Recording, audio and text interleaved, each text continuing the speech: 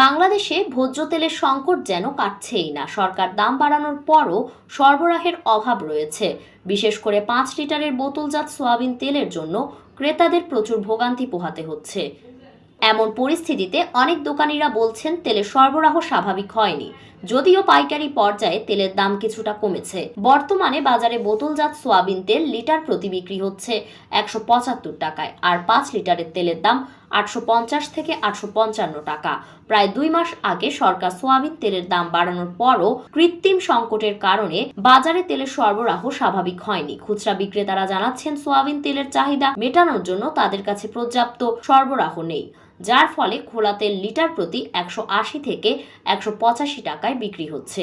মধুবাগ বাজারের দোকানি তানভীর জানান, গত 2-3 মাস ধরে তেল সরবরাহ পাচ্ছেন না। তিনি বলেন, অর্ডার দিয়েও তেল পাচ্ছি না।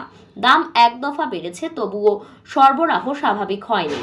রমজান সামনে রেখে তেলের দাম আরও বাড়ানোর চেষ্টা চলছে।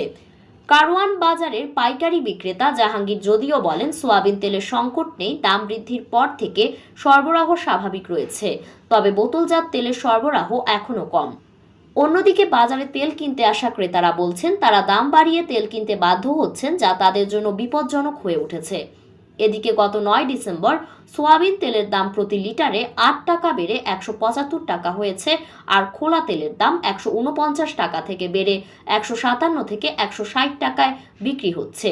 তেল সংকট নিরসনের জন্য সরকার বিভিন্ন উদ্যোগ নিলেও এখনও বাজারে স্বাভাবিক সরবরাহ নিশ্চিত হয়নি।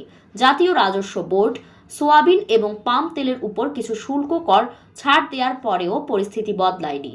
ক্রেতা ও বিক্রেতা উভয়ই দাবি করছেন ভোজ্য তেলের বাজারের বর্তমান পরিস্থিতি সরকারের নজরদারির দাবি জানাচ্ছে, যাতে সংকট দ্রুত সমাধান হয় এবং খুচরা বাজারে দাম বৃদ্ধি নিয়ন্ত্রণে আনা যায়।